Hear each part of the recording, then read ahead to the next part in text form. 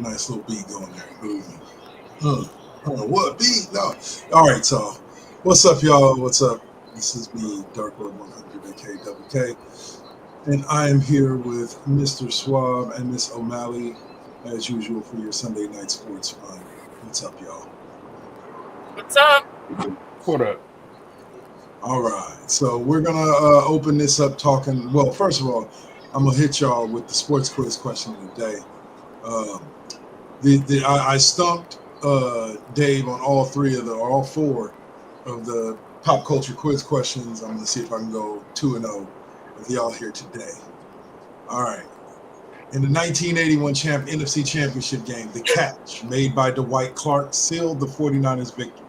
Who threw the pass that set up the famous touchdown on the previous play? Wait, is this a trick question? Hold on, goddamn! I didn't read this shit.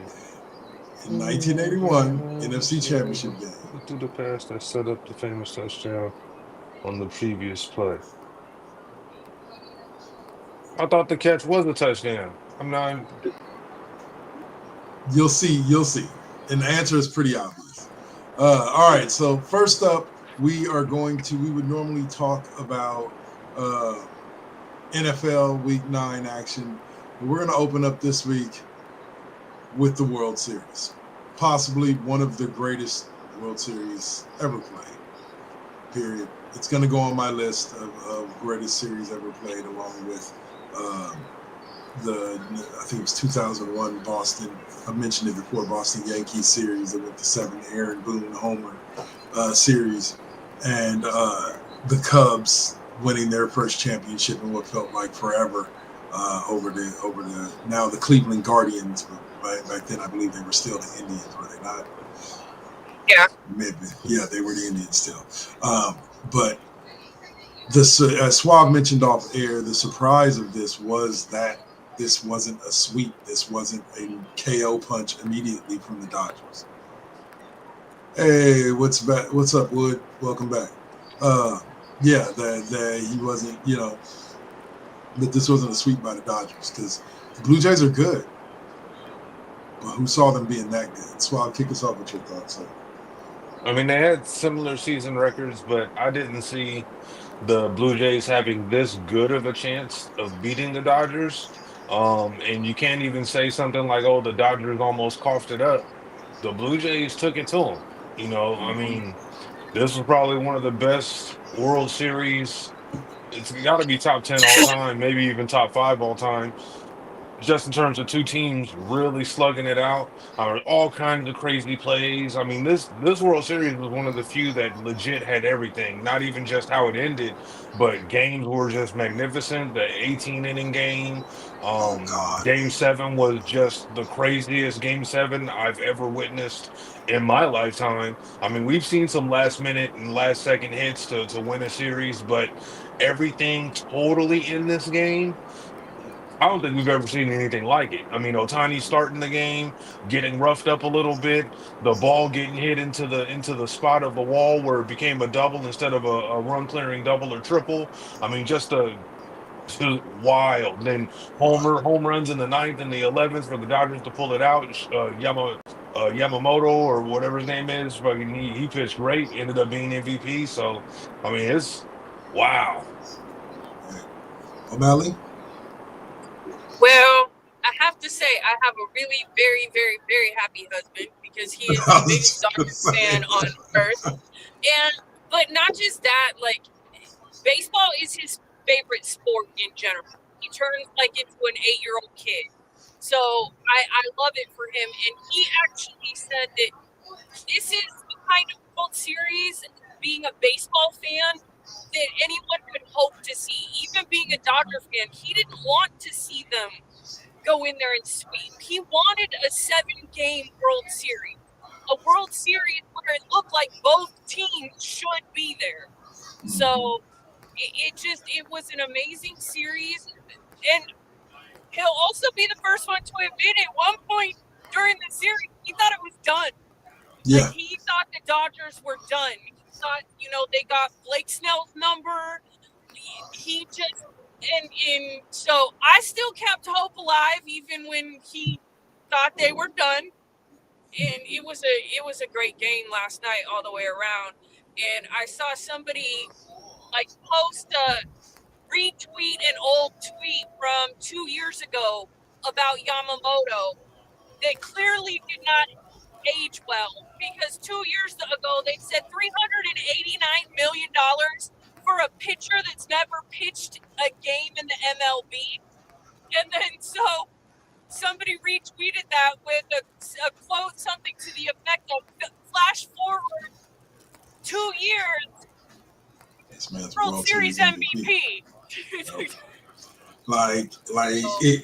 It's one of those Disney stories. One of them storybook stories where you go from being the guy who's all questioned. We've seen it a million times, Mr. 3000. There's a billion movies out there about it, about the guy that goes from being the guy everybody doubts to being the guy everybody depends on, and getting recognized for that. And that was definitely his path. But this was definitely a series of stars, from Otani to Bichette. Like, everybody had their moment throughout the 7 games. There were, like she said, like your husband felt. There were times in which it felt like the Blue Jays just had this series in control. And then there were times in which it felt like the Dodgers had this series in control. I think it was after the 6th inning, the Dodgers were down 4-2 in Game 7. Yeah, Yeah. going into the last 3 innings. So Yep. from beginning to end, from top to bottom, he is 100% correct. And this World Series gave you a little bit of everything that you could hope for. Not to mention the fact that at the end of the day, you get the Dodgers, who are the first repeat champion since, I believe, like 2000. So in like 20 something years. Yep. That's something that like I said, I don't have. I still root for my A's, but I don't wish them well. I don't know how that works, but it's how I feel inside. But the Dodgers. I'm here's what's sad. I should hate the Dodgers. I should, but I can't root for the Giants. I'm sorry, I just can't. No Oakland or not. Like, I don't care if the A's aren't in Oakland anymore. I can't root for the Giants. So, and I'm definitely not rooting for the Angels. So, like, the Dodgers or Padres is all I'm really left with. And so I'm not saying I'm a Dodgers fan. I'm just saying I'm glad that they won this World Series. I mean, I'm a Bay fan as well. And the Dodgers or the Giants fans, it was easy the first title or two that they got Yeah. early, but by the third one, Giants fans kind of became insufferable. We run the Bay, Yep. and Yep. they forget. Oakland, we were down and out for a long time, but we still have 9 championships under our banner. You feel me? Yep. So I'm just like, we were at one point the third winningest team in all of baseball. So in terms of World Series titles. So, Giants fans got real, real ornery and just clear insufferable to where you can't even help root. You don't even, I mean, there's good Giants fans. I got a bunch of friends that are Right. Giants fans, but Yep. they just made And it so bad. yes, and it's to the point we weren't even rooting against the Giants. We were just rooting against their fans. Yeah, yeah, for real. That's real talk right there. And I'll tell you, the 88, those years, 88, 89, and 90 for the A's. 88 World Series still hurts because we went in as the favorites. Dodgers were the underdog, Lasorda, Oral Hershiser, all that. Dennis And then for us to Eckersley, kind of cough that Stewart. one up when we were the powerhouse team, that still stings. And for a long time, I hated the Dodgers from 88 on. But I Same. this is a still different say fuck ownership Kirk group. Gibson. Yeah, yeah, for real. You feel me? So I mean, for them to actually have pulled a new ownership group, they got people like in that ownership group like Magic Johnson, who I adore. You feel me? He was one of the idols of basketball. So I mean, there's things that they're doing in this sport that makes it easier to root for them than it was to say root for the Yankees. There's just a different vibe about how they're doing it, even though it's technically the same way. Teams aren't paying their stars and they're going into free agency, and Dodgers are just scooping them up because they're willing to pay, and they're actually one of the few ownership groups that are willing to cough up big dollars. And actually, you got to give the Dodgers credit for how they changed the game with that Otani contract, because that Yep. right there is the craziest contract in the history of all sports. For him to only be hitting the cap over his 7 years for like 40 million or 10 or 10 years or whatever the contract was, a total of 40 million, and everything else is deferred till after he's retired. That is the future. And why more people haven't signed those kind of contracts, so that way they can actually, replicate what the Dodgers are doing. I don't know. And MLB didn't stomp on it, kind of like Yep. how the Raiders traded John Gruden, and all of a sudden, the NFL says, "Oh, you can't be trading coaches." No, we ain't having that. You Yeah. feel me? So I'm Yeah. surprised MLB hasn't come down and said, "Yeah, no more deferred contracts. This is the one shot, the blue moon." So it's open season, fair game, and still he's the only one that's done it. And I want your thoughts on this, O'Malley. As soon as I say it here, I think that you are correct. That I do not understand why there are so many players, or even whatchamacallits, that have it, because this benefits the player in a way that no other contract that they give, fully guaranteed or not, does. Because though he may only be getting $4 million a year now, say that that's what he's getting, $4 million a year. He's now guaranteed that when he's old and he's retired, he's gonna have a lot of money coming in. He's gonna This have is a like lot of money coming in. It's like Allen Iverson's Reebok deal. Yep.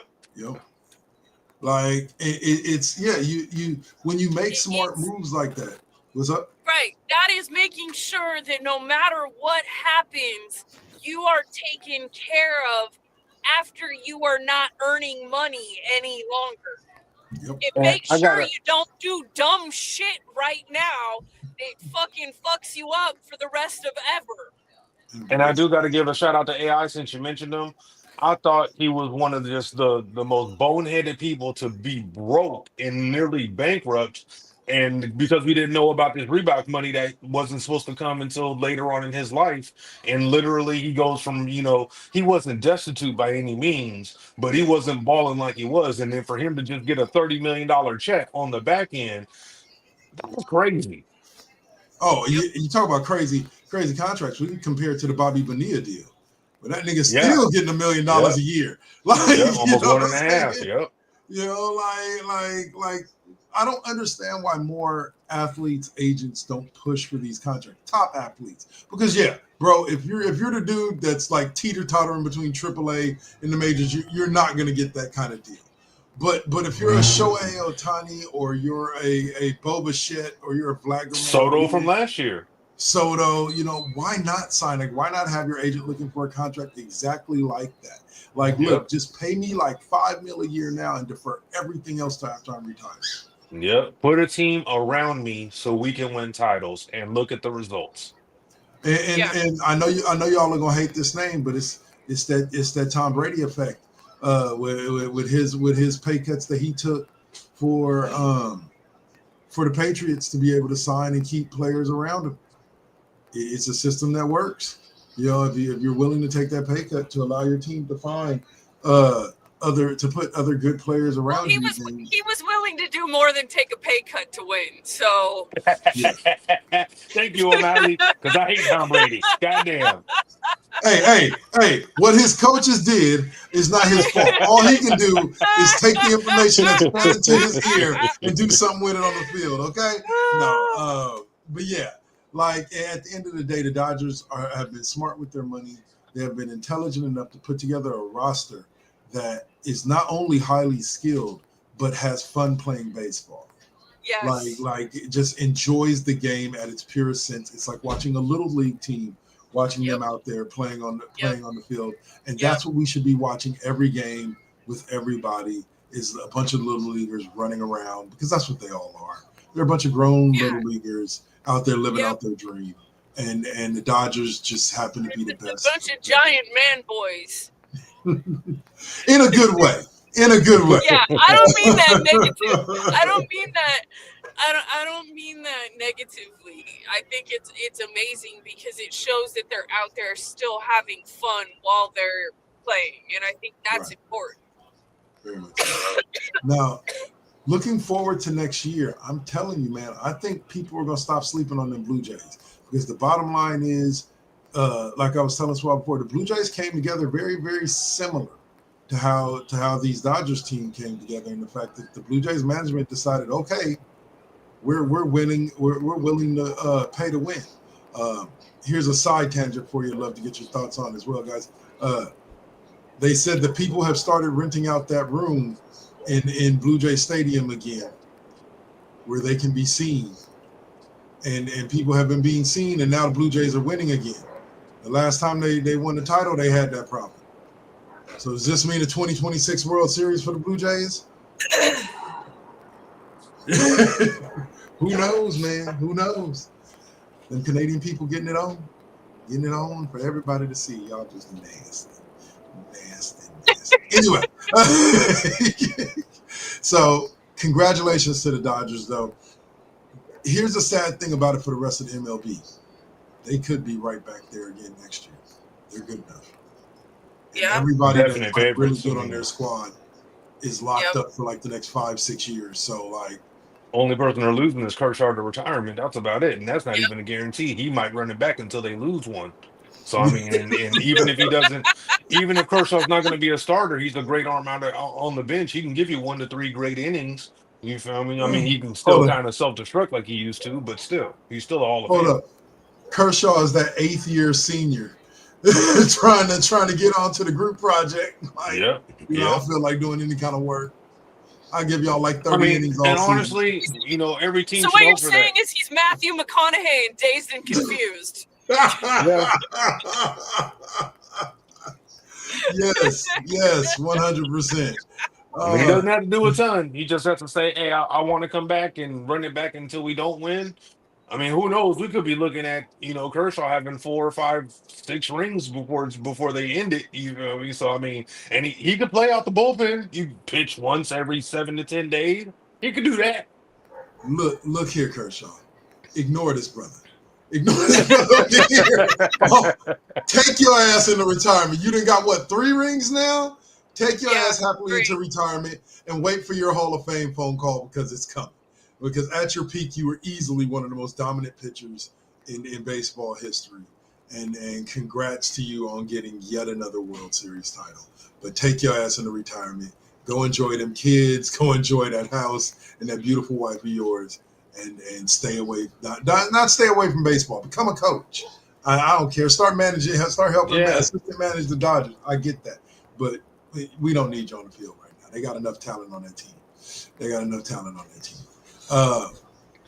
But yeah. So anyway, so we'll go from here into a little bit of football, and we'll open up with talking this week in general has been pretty solid as far as football action, as far as week 9. We got a couple of good games, couple of close games that turned out. The Bears out there looking like world beaters, but we'll start out with, of course, the team I'm always proud to start out with. The now 6-3 San Francisco 49ers with an injury list longer than most people's rap sheet. Managed to beat the Giants, who have an injury sheet almost as long. So Jackson Dart looked good out there, I believe, completing 9 of his first 11 passes. Didn't turn the ball over. Tried to put him back in the game, but really couldn't come back from Mac Jones starting out 14-14 and just kind of killing it for the first half of the game. And McCaffrey being McCaffrey. Even though I will say this for Giants fans, I do believe this is a completely different game if y'all have Scatterbo. I do believe that, and I will say that now. Swab, your thoughts on this game? You led into me perfectly because I'm not necessarily the biggest believer in the Giants. coaching staff, I do like Dayball a little bit. I like the fire that he's got, but I think they've got a lot of work in front of them because this team, they definitely were missing Scatterbro. They dropped the ball on Saquon Barkley when he should still be a Giant, so they wouldn't even need Scatterbro, or he could have been the change of pace back. But he's going to be a huge blow for the Giants. They were competitive in this game. It wasn't the score doesn't necessarily reflect how close this game was. But I think that Mac Jones is playing himself into the Sam Darnold mold. He'll probably be a starting quarterback next year somewhere else. Probably. O'Malley, thoughts on the 49ers win? Well, so we didn't get to watch any football today because apparently there's no more watching sports and visiting. So I didn't really see many of the games. I was listening to the evening game on my drive, but yeah, I didn't see any games. I'm actually surprised with everybody that Niners get a bunch of players back or some shit finally No, because like no. half the team is like out. So and add Mikael Williams, their first round rookie from last year's draft, might be out with an ACL injury for the year. bro, who are you playing? The water boy? Pretty much. Well, they did bring former Raider top 5 pick Cleveland Farrell back in. He actually had a pretty decent game. Yeah, I think like 1.5 sacks, a couple quarterback hurries. Hold on to his career by a hair's length, for real. They're basically starting the water boy. When does your team come back? The Purdy should be back after the bye. Let's see. Warner and Bosa ain't coming back. Well, yeah. Yeah. What about Ayuk? Ayuk might be back after the bye. Same thing with Pearsall. Is Kittle back? Kittle's back. Which is going to be funny, though, because I wonder who's going to stay on the field between, like, Bourne and Jennings and all of them who've been having – and Sky Moore, who've all been having pretty decent season catching the ball from Mac Jones. They got to work Ayuk back into form, so he might start, but he won't be getting, I'd say in the beginning for the first couple of games, he won't get 50% of the snaps. He'll get a lot of targets in those 50%, but they're going to work him in slow, probably the same with Pearsall, because – they're in playoff position right now. So if they maintain and they keep winning games, then you want to make sure that the guys that come back from being injured stay not injured. And they got a huge matchup against what is now the 6-2 Rams after the bye week on the 9th. But that defense, man, like how many bodies can hit the floor? Like every week is 2 or 3 more dudes going down.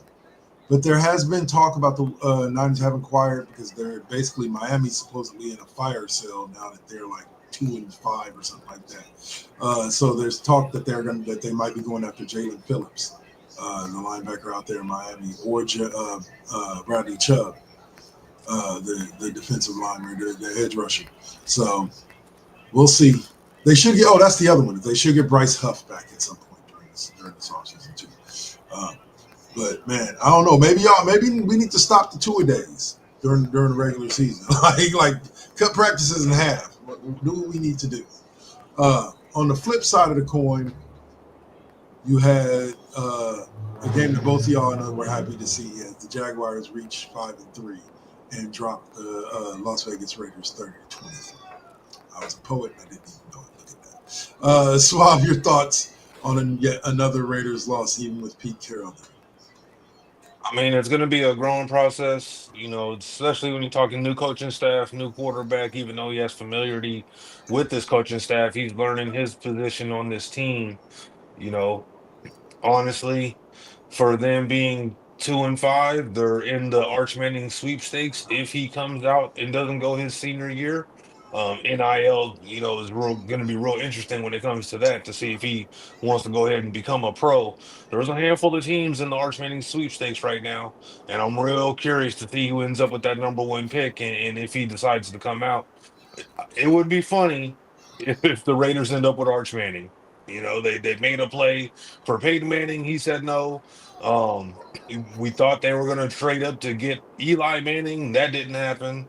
And now they might end up with Arch Manning. So, 2-5. they got a lot of work to do. There's a lot of holes on the team. They've got some good pieces. It's just not enough. It's unfortunately a rebuilding year. I'm just happy that they signed Max Crosby semi long term. I believe his extension was only 3 years. So he could be trade bait this off season, next off season, season after that. So I'm curious to see where they go. Jacksonville, 5-3. They're having kind of a rebound season. They're a team that's chock full of talent on both sides of the ball. They have what should be considered a very, very good quarterback. um, it's going to be curious to see if they can Casey do any. Sunshine. I mean, hey, he's been up and down in his career. Wins wise, he's always kind of looks good. He puts up good numbers for the most part. So I'm curious when they're going to kind of break through as it is, because it seems like he's starting. It feels like he was just drafted a year or two ago, but he's actually been in the league a long time now. So Mac I'm Jones curious to was his see. backup 2 years ago. Yeah, so I'm curious to see when the Jaguars actually break through and become a consistently winning team and actually vie in the playoffs for a title. Who was the coach? It wasn't Shanahan. Who was the coach that went to Jacksonville that got them to the AFC Championship? Oh, I can't remember. I only remember Brunel and Keenan McCardle. I remember him, No, but I can't not remember the the players. He coaches. was the coach. Yeah. All right, I O'Malley. remember. Any thoughts on yet another Raiders loss? Well, this Good. was, yeah, that I'm not surprised. First of all, on the Arch Manning thing, I believe that if it looked like the Raiders have one of the very top picks, then they would be expected to pick him. He definitely chooses to go his senior year, or he's going to be given the Eli Manning advice of refusing. So Mm-hmm. I don't see the Raiders actually in the run for Arch Manning. That's first. So second, after I found out, the score of the game and that they had lost the game, I was talking to my husband and I said, see, it's not just because I'm a hater, because that's what you say. I said, just because I'm hating doesn't mean I'm not right. Because before the last couple of seasons, right? Because before the last couple of seasons, always like, you guys are going to be good this year. I'm like, first of all, there's no more you guys. I am not a fan anymore. And he's like, stop lying. It's in there somewhere. I know it's still in there. And then so he's like, they're going to be good this year. And then you're going to be a fan again. And I said, no, they're not. He's like, you're hating. I said, no, I just have decades of being a Raider fan, of knowing they aren't going to be shit. So I'm not surprised. And he has a point. my point was made and validated. That yes, I might be hating, but that doesn't mean I'm wrong, or I'm right, or I'm not right. So whatever you want to say. So I mean, it's, for me, it's a good day when they lose. That's, and I think they're good. And I'm here. All right, so we're going to pause right there. We're going to take our typical commercial break, and we'll come back. We'll talk a little bit more NFL. Oh, actually, let's get to that answer. So they're saying, who threw the pass to set up the famous touchdown on the previous play? It's kind of an obvious answer. Any takers? Joe Montana? Joe Montana threw a short pass to Freddie Solomon, which set up the catch. Made that seem like a trick play. I've been watching that shit on 30 for 30 and everything, and I'm like, did I miss a trick play somewhere? Did somebody else throw that pass? For real? All right. So we'll be back, y'all. Catch us after the break, and we will be back to talk more NFL Week 10 and also a little bit of basketball. Anyway, I'll see y'all. Damn Warriors. Yeah. Start.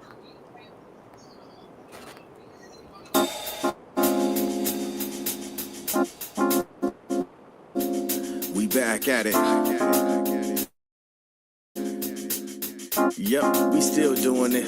Poetic beat. First GenXers. Gia. Let's get it, y'all. Come on. We back in the building. It's been, and I'm chilling with the same. Dropping these beats won't stop. Let me get the up. Game on with the first GenXers. What's up? Let's phone the Switch or the Xbox and get up in my zone. I'm clowning.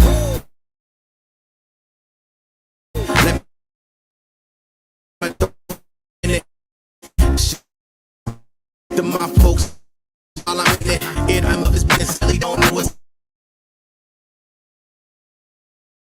I'm loving it. It's the first gen. We're now rocking with poetic beats. This is the first GenXers production. Let's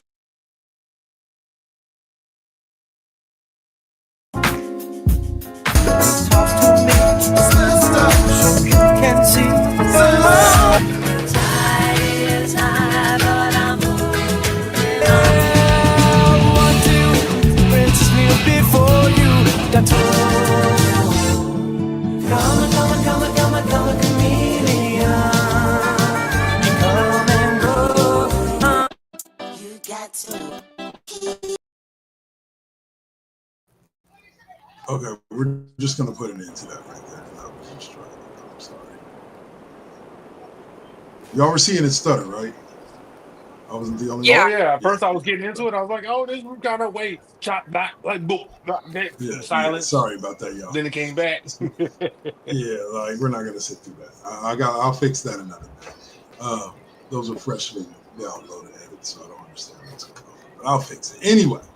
So let's start with the sports quiz question before we get back to some more football. And that is, which team won Super Bowl 15 in 1981 despite being underdogs and playing amid controversy surrounding their move to a new city?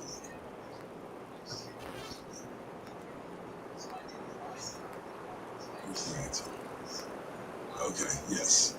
All right, y'all should know this one, but we'll see. All right, so let's get back to that football. Let's get back to that football.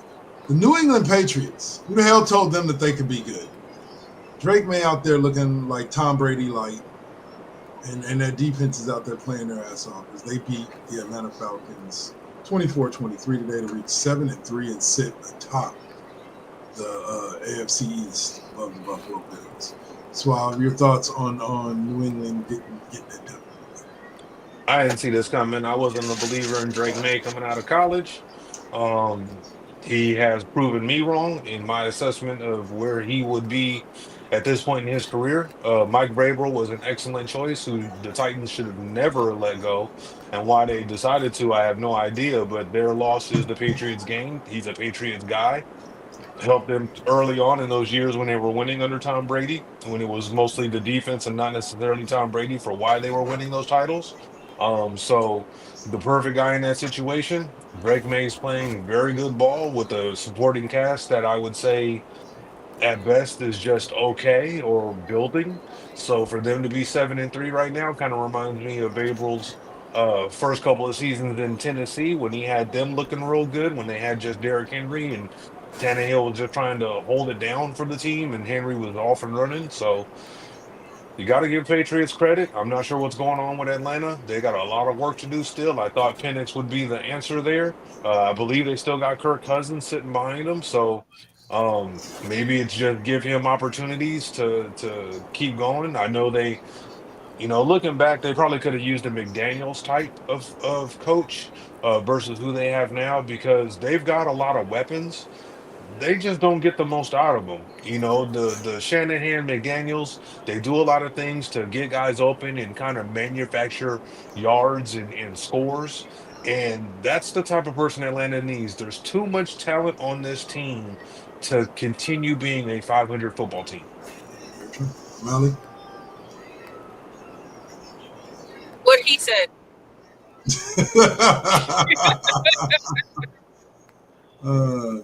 Well, no, on the real, like he summed it up pretty nice. Like New England's looking good. I don't And I'd know like if to they're interject real quick. sure. I feel bad for Kyle Pitts, one of the most phenom looking players to ever get drafted. And Atlanta has literally, and what makes it even worse for me, they had Tony Gonzalez. So they know how to use the tight end. They know how to use the tight end. And Kyle Pitt's career has literally been wasted. Wasted. I've seen a player lose a year for injury or not necessarily get used right and have the team finally figure it out, like Vernon Davis. Kyle Pitts has been habitually abused his whole career. Go Kyle Pitts. I'm sorry, bro. All right. That's a message from Swab to you directly, bro. He's sorry. Yeah, I'm just sorry that I keep drafting your ass. Anyway, That's how you know, because I did it as rookies and second year in the league. You feel me? It's like, oh, he's gonna be great, but they don't use him. They don't use them. It ain't your fault. It ain't your fault at all. But, yeah. All right. So last game before we take a look at tomorrow's game is the Kansas City Chiefs fall to 5-4 as they drop to the Buffalo Bills in Buffalo 28-21. And it looked like the Bills may finally be better than the Chiefs. We'll see come playoff time with those two teams. Yeah, that's what we gotta wait for. So, O'Malley, tell us, are you surprised by this Buffalo victory over Kansas City? No, but I absolutely agree with what both of you said, that it doesn't matter until they can do this in a playoff game. Yeah, very much so. I don't know. I like it from this perspective. It gives Buffalo confidence, and it sets up for that if they do meet in the playoffs, unless Buffalo does a nosedive, which don't doubt they can. See that game against what was it Tennessee? But they can nosedive. But well, say as long as they don't nosedive, that means that the matchup that they have will be in Buffalo again in the playoffs, which should help give Buffalo an edge. Because I want to say the last couple of times that they've lost to them, it was in Kansas City. Kansas City had the 1 seed and 2 seed. I don't think Kansas City is going to be a high seed this year. If they're gonna get back to the Super Bowl, they're gonna have to work for it this year. It's not gonna be an easy path. The AFC is a fucking beast. But Swab, your thoughts on Buffalo's victory? The Bills needed this. They're fighting for home field advantage, which for them is incredibly important, including the first round bye, which I don't know, has its up and downs. I mean, overall, it's good because you're automatically into the second round of the playoffs, essentially. But it can also be bad because it can really, screw up your rhythm as a football team. Um, until the Chiefs actually don't make the playoffs or lose in the playoffs, they're still the top dogs, and it's them and the Eagles until they actually are defeated by someone, at which point then we can start anointing other teams. So right now, I mean, the Chiefs, if they were 3-6, I might be like, oh yeah, okay, they probably ain't in it, and but they're hovering, they're still in striking distance. They got everything, all the pedigree still. They have, a lot of talent on that team, even though certain people are getting older. So I mean, you can't discount them until they're done. Yeah, very true. Very true. But I will say this Kansas City Chiefs team doesn't look like the teams that I've seen before. They like the teams that let you know, like, even though they were losing tight games. They were losing games, but they were in it until the last second. Some of these Chiefs losses are just like they weren't really in this game until the last couple of minutes. Yeah. Buffalo pretty much handled them. I wouldn't say manhandled, but definitely handled them. So we'll see what happens come playoff time. Because you got teams like Indianapolis who just lost their second game of the season this week, that are definitely gonna push teams like the Chiefs. I don't think we're seeing a changing of the guard, but I think we're seeing a preview of what the changing of the guard may look like when it finally does happen in the AFC. All right, so last game we'll talk about is a game that nobody really wants to talk about, but we're going to talk about it anyway. Why? Because that's what we do. Let's see.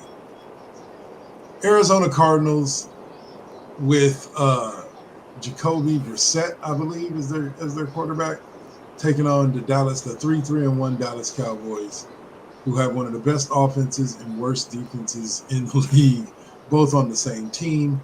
only can be done in Dallas. Swab, your thoughts on what this matchup may be. Cowboys got to have it. I mean, they're still in the hunt. They're 500 right now, but they have to have this game. Otherwise, their season isn't necessarily over, but it's on life support. They get a win, you're 4-3, you're still kind of in the mix. That tie doesn't help you, but it also doesn't necessarily kill you. So them getting above 500 would be huge if the defense can start to come around. I do know they've had a couple of ticky-tack injuries on their defense. They're still kind of hurting from the Micah Parsons trade. They're not getting necessarily the impact plays 2, 3, 4 times a game per se that they were getting, but still they weren't necessarily a world beater with Michael Parsons. So the offense is playing great, and it's going to be a shootout every game. Reminds me of some of the former teams from back in the day, where like the Dan Marino teams, all they go, or even the Aaron Rodgers teams. After the Super Bowl win, they just stopped giving a damn on defense. They weren't signing anybody. They weren't putting anybody on that team. So at some point, hopefully it'll click for the Cowboys. I did watch the documentary on Netflix about the Cowboys, and I have a newfound respect for Jerry Jones and the Cowboys brand and the triplets and all that. So I'm part of me is kind of rooting for them to get one as long as their fans. I mean, I just kind of want their fans to stop looking at VHS tapes to see the glory days. It'd be nice for them to have not necessarily a new clip, you feel me? So, a little soft spot for the Dallas. They're kind of down and out. But if they get this win that they have to have, I think they can turn their season around. Turn the season around. For sure. O'Malley, any thoughts on who needs this more, the Cardinals or the Cowboys? Okay, well, I think that I might be getting divorced if I say the Cowboys. So I'm going to go ahead and say the Cardinals. Because, well, yeah. Because fuck the Cowboys. I mean, they're actually doing not bad this season. Not horrible. Dak is actually looking decent, but yeah, no. I mean, I feel will blow it in the playoffs. So, what's the point of them even getting to the playoffs? We know that Dak's going to choke the playoffs. So, especially if they run into that buzzsaw that is Green Bay that unfortunately lost to the Panthers today. Where the hell did that come from? Rico Dow, bro. Thank you. Early season fantasy pickups. Still losing this week, but bro, you gave me a good chunk of points. I appreciate you. Say it's the rest of the team that let us down. All right. So one thing I wanted to open up with real quick before we jump into the NBA section of this, right?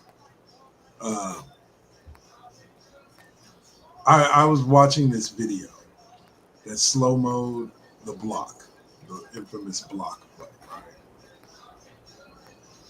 And it showed JR jump. Iguodala brought it down and tries to go around him and lay it up. LeBron comes with the block. And I keep thinking to myself, this is a prime example of what I call in his fans LeBron mind. They will acknowledge the shit out of that block, but will not acknowledge that if J.R. Smith does not jump and divert Andrew Iguodala from being able to dunk that ball, that block never happens. If J.R. Smith was a goaltend anyway. Yeah, if J.R. Smith is not there to redirect Iggy's shot, that's a dunk, and LeBron never gets there in time. I'm not saying that means they win. I'm just saying that block never happens without J.R. Smith first jumping and redirecting Iggy for what should have been either a straight up layup or a dunk. But that's the pass. I'll leave that there. All right, so the NBA right now seems to be in a lot of trouble. You got Chauncey Billups indicted. I'm trying to think. What was the name of the player that was arrested and indicted? Rozier. Yeah, Terry Rozier for gambling and yeah, yeah. Who was the coach that was said to be given insider info on LeBron and whether or not he was going to play to like some gambling cats? I forget the name. Damon Jones. I'm not sure. There was a coach out there, but well, what are y'all thoughts? O'Malley, kick us off on this NBA gambling investigation by the FBI. So, my understanding and what I have heard is that what's been put out there is basically just the tip of the iceberg. Mm.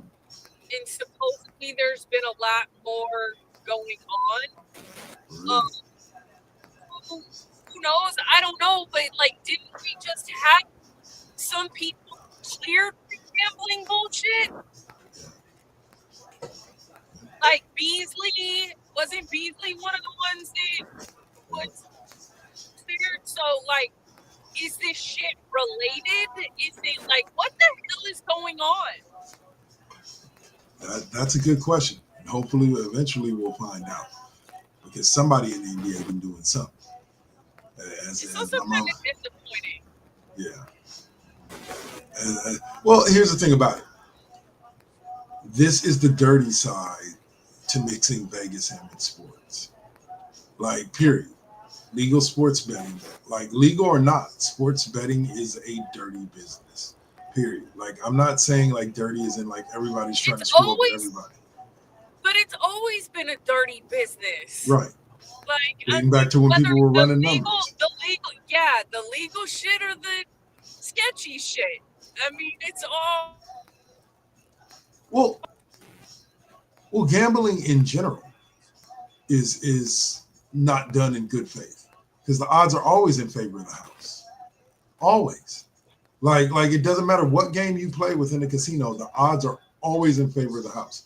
This is why, and a lot of people do understand this now, which is a good thing. This is why they will give you free rooms, they will give you free meals, they will do whatever they can to keep you in house until you lose all of that money that you won back to them.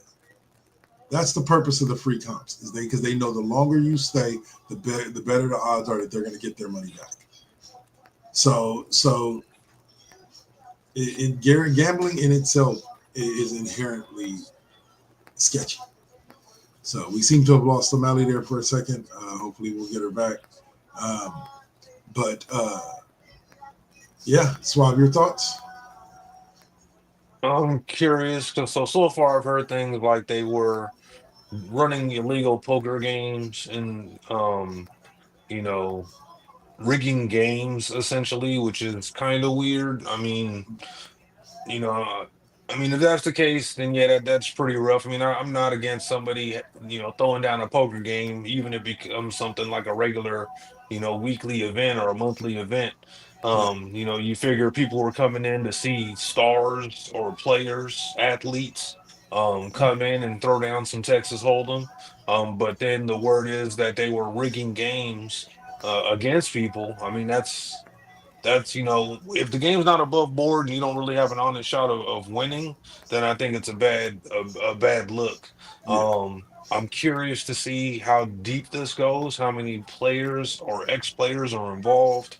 It kind of reminds me of the Molly's game, when she was doing her illegal gambling ring, essentially with people like Toby Maguire and stuff like that, and then yeah, a lot of stars.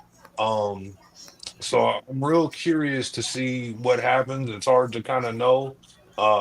I'm more so worried about the point shaving type stuff, that kind of thing. yeah. Where Those those ones kind are of players awful. are actually involved. Yeah, the poker game stuff, I don't give a shit about that. And I haven't heard anybody bring up the mafia in legit years outside of movie references. So for Yeah, them to be kind of involved is interesting as well because they really kind of, got out of the spotlight, as it were, and just kind of let the movies stand on their own, instead of them being in the news like they used to be in their heyday. yeah, Um, I think the point shaving stuff is the most worrying thing.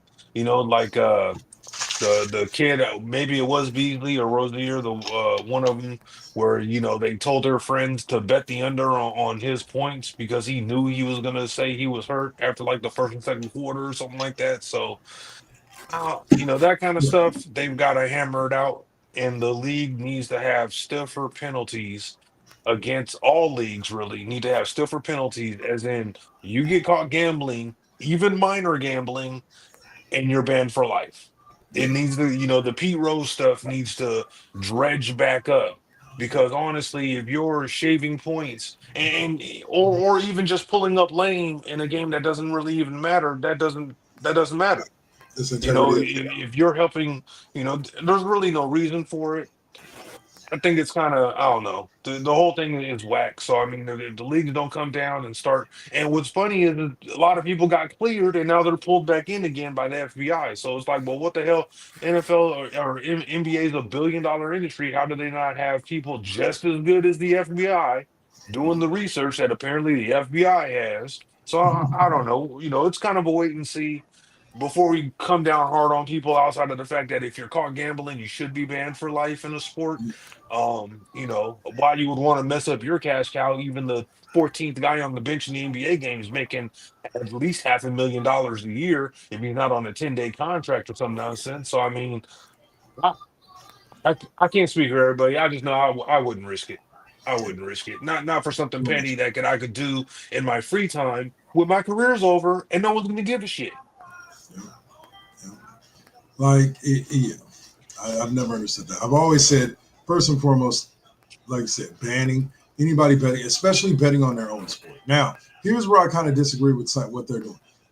As long as you're not getting insider information from homies that you have that play in the other sport or blah, blah, blah, blah, or coaches you may know that they coach in that sport or whatever, as long as you're not doing anything like that, I do believe that if you're a football player, you should be able to bet on hockey. If you're a hockey player, you should be able to bet on baseball. If you're a baseball player, you should be able to bet on football. But Yeah, I I agree believe with that. that if you're a baseball player, you shouldn't be betting on baseball. If you're a football player, you shouldn't be betting on football, and etc. Like that's where that line needs to be drawn very loud and very clear. You do not bet on your own sport. If you do, ban for life. We're done. We're not even gonna play around with you. We're not even ain't no second chances. Ain't none of that. We'll if you had a good enough career before you got banned, we'll induct you into the Hall of Fame posthumously. But for now, you'll be banned. Banned. But Yeah, but I mean, when you think about it, sports careers are so short in general. Most people are retired before their fifth year in their professional sport. Um, it's actually very few players that make it to 10 or 15 years in a sport. yeah, So, I mean, and when you talk about the slippery slope, I went and bet on some ponies, or if I played hoop, I'm betting on some football. It's real easy to go ahead and slide a ticket and bet on a game because have the inner knowledge of that game to go ahead and do it. It can be a slippery slope for some players, but I do understand the enticement. We always see the Kentucky Derbies full of athletes now, going to see the Derby. So I mean, they're gambling. So well, I no. mean. Well, that's why I say I agree with you that you impose the stiffest of stiff penalties if you're betting on your own sport. Like it should be naturally assumed by all parties involved that you, having been a part of that sport, even if you are no longer a part of that sport, having insider knowledge, unless you're 10 or more years away from when you last played the game. Then gamble all you want. If you're a football player, gamble on football. The game's changed a little bit. You may not necessarily understand it the same way you did back then. CTE, all that. Anyway, but in general, uh, if you're actively playing, you can. There's so many other things you can bet on: cricket, soccer, friggin', what I'm saying, horse races, dog races. There's so much other that you can bet on other than your own sport. So just stay away from your own sport. And times have definitely changed. DraftKings, fantasy guys, fantasy kings, all that stuff. It's so in your face and it's so easily accessible. It used to be, oh, I gotta call a bookie, or I gotta have a friend or family member put in a bet for me because they're going to Vegas or something like that, or Reno or Atlantic City. Now it's like, yeah, I'm just gonna put my phone up and bet $500. Yeah, I'll put bet my five phone hundred up dollars. and bet 10 grand. It's Yeah, crazy. yeah, no shit. All right, so NBA, get shit together. Adam Silver, this ain't yeah. Get this done. Get this done. Figure this out. All right, so we've had the Warriors, who started out the season 2-1, looking good. that have stumbled to 4-3 at this point in the season, winning a couple of games they should have won, and losing a couple of games that, well, yeah, like the loss against the Bucks, I could have done without. Yeah, Us that losing one to the hurt. But short-handed Pacers. when you look at it though, I got to be honest. The Portland game, you can give them kind of. Somebody told me Portland was going to be good this year. I didn't believe it because they did their preseason rankings and they had the Warriors way low. Um, and the Warriors made it seem like I was right early Yeah, on in the season, and I still believe that that's how the season's going to turn out. They're going to win somewhere around 65-70% of their games this season, getting into the playoffs somewhere in the middle of the pack. But I didn't expect Portland to be good. Then they go out and they get another couple of good victories. So you give it to them. The Bucks one really hurts, but when you see that the Rollins kid that the Warriors drafted and then used as a trade piece, torched them for 30 plus points. I mean, that was unexpected. And they just never made the adjustment. Nobody was able to shut him down. It was just his night. At least we don't have a losing record, but 4-3. They got to start. The 4-1 was looking good. The 3-1 was looking great. So you got to start.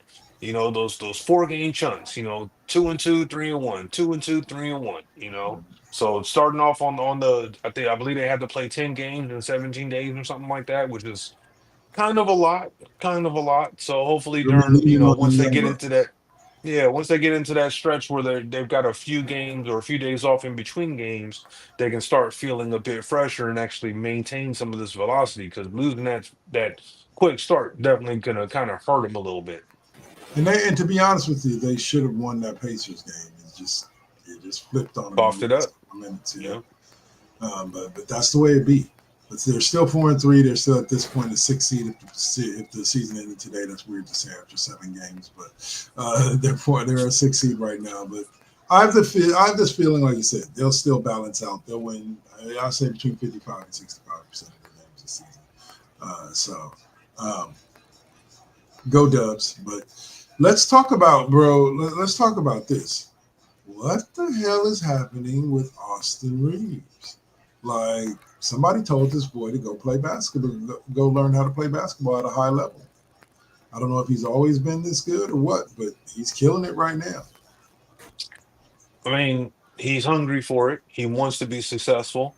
And it definitely helps that LeBron's not necessarily playing. So, he gets to be the two in the scoring hierarchy.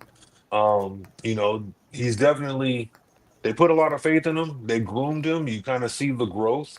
You got to give him credit for, putting in the work. It's right now it's the him and Lucas show. And honestly, this does make them a little scary for some teams because if they've got Luca and LeBron comes back, and then you got Austin Reeves, and they're able to get the triforce of power going, where all three of them can be on the same night, they're going to be a tough out. You got to give Austin Reeves his flowers. He's a good player. I don't really see, he still has room to grow, and it'd be curious on how he might look if they didn't have, say, Luca and LeBron. He might even look even better than he does, but this is his opportunity to kind of shine. The offense is giving him some opportunities that he's taking advantage of. So you got to give him his flowers. For sure, for sure. We got a question from one of the viewers, Wood, asking what we think the Phillies, or not Phillies, but the Sixers are going to do this year. How they're And gonna do? sitting, I love sit, Edgecombe. I think he's probably gonna be the best player in this draft. They get Maxey and Embiid to stay healthy all season. They could be dangerous. I mean, Edgecombe is the key. That kid is the real deal. they're coming up. They're currently 5-1 right now, sitting on top of the Atlantic. So Yep. I could see them. I could see them definitely making a run. I think that Swab is 100% correct. It's gonna take keeping Embiid and Maxi healthy, and so that they get quality playing time with this young cat, so that they can eventually make a run in the playoffs where it matters most, because that's where they're gonna need them young legs. Is when he gets late into the season, and they're gonna need him and them young legs to be able to guide them and carry them throughout the playoffs. But are they a good enough team to get to, say, the Eastern Conference Finals? Yeah, I think on paper they're a squad that could. This is why I say the East is definitely not weak at this point. They got a few strong teams out there. Yeah, it's Like I wide said, open with Boston out of it, with Indiana essentially out of it. Even if they do somehow, both of those teams do somehow scrape their way into the playoffs, the East is wide open. And I got to give the 76ers credit because, I mean, it's going to look like the rookie of the year. I know it's early. We're only a few games in, but that kid is balling like none of the other rookies are balling. so let's just hope that he does. I think that we'll have to check back in with you at the All-Star break because that'll be the real teller right there. If they But really Sixers look are. good. But right now, 5-1, they're looking pretty amazing. They're looking a lot better than the Warriors. Tell you that. But that's just because the Warriors ain't found that groove yet. Like I said, once that starting lineup with once DeAnthony Melton gets back, which should be within the next couple of weeks, they said he's progressing fine from his ACL injury. I Once he mean, gets back, there's games they shouldn't have lost. The Warriors should also be 5-1. They should have lost the Portland game because Portland shot the ball lights out. They should be 5-1, 6-1 as well. They shouldn't have lost the Indiana game that they, coughed up late. And they definitely shouldn't have lost to the Bucks, even though Rollins had the night of his life against his former team that drafted him. So I mean, they're still sitting pretty. There's still reasons why they lost, but they shouldn't have. But this team's also kind of new together, and the whole nucleus, the whole starting five is kind of new. Teams or players are kind of gelling. So give it time. give it time for sure. I'll say, Can't cough up more of these type of games, though. I'll tell you that. yeah, not too many. Not too many at all. Let's see. All right. Luka had a pretty good game in his Lakers debut, 49 in his first game of the season. You think that the Lakers, like I said, we already know that they were going to be a semi-dangerous team with Luka and LeBron anyway. How are you feeling about this team after seeing Luka out there doing his thing? I mean, Luka. He's one of the five-star players in the league. He's one of the top superstars. He's a true global superstar. So I mean, Luka's Luka. We already know he's a triple double nightmare, kind of a you know the new age Larry Bird, I would call it, even though Larry Bird actually gave a damn on defense. But he definitely, Luca came in actually trimmed and fit this year. He didn't have to work himself into game shape. Um, Lakers are going to be a dangerous squad, especially with the emergence or new emergence of Austin Reeves, as we've seen his growth over the last few years. They're going to be a dangerous team, and they tried to make moves last season. They'll probably make some moves this season. Um, it's going to really kind of come down to the health of LeBron. First time he's kind of been out for a while. If he gets banged up later in the season, and I got a feeling this is more in tune with keeping him fresh, and the team should be good enough to win without him, essentially. Curious how he kind of can mess up team chemistry as well, too, which is one of the tried and true things when the whole team isn't together as a unit, and then you bring somebody in, Luca might not get as many looks, and maybe five less looks a game, hurts his game a little bit. Maybe the same for Austin Reeves. He's not getting 20 shots a game. He's getting more like 10 shots a game or 15. So it's going to be curious to see how they kind of work everything back together. JJ Redick is doing a pretty decent job, even though it's not hard when you have superstars. So, we'll see what happens. We'll see what happens for sure. All right, so let's answer this question. O'Malley isn't here to check in before we close out. Sorry for you guys tapping in late and watch us on the replay. Check everything out. Let's see. But no, yeah. Which team won Super Bowl 15 in 1981 despite being underdogs and playing amid controversy surrounding their move to a new city? Los Angeles Raiders. The Los Angeles Raiders, they listed them as the Oakland Raiders. They defeated the Philadelphia Eagles 27-10 while in the process of moving to Los Angeles. And that was when I became a Niners fan for about 20 plus years before the Raiders came back to Oakland. I can say a similar story happened to me. But we'll close this with the same topic we opened it with. Congratulations to the Dodgers. Tough one for the Blue Jays, but thank you to both the teams for giving us a hell of a series and something that this will be the first time in my life in which we've gotten two or first time since the early 2000s in which we've had 2 or 3 like majorly historically impactful World Series where it went to Game 7, so on and so forth in the past, like I want to say decade, and that's been pretty awesome. Any last thoughts, Rob? In the words of O'Malley, it's fuck LeBron, and for me, it's fuck Las Vegas. It's Oakland till I die. There you go. There you go. All right, y'all. So we will see y'all next week. I am Dark Lord 100. Thank you to all that tapped in. Wood. Thank you to everybody else who showed up and watched. Like I said, you can catch us on the replay if you showed up late. And we will see you guys. Well, Swab won't. Next week's his off week. Hopefully we'll get O'Malley back on video next week, and she'll be here with us. Till then, y'all, stay up, stay ready. This is the classroom. Peace.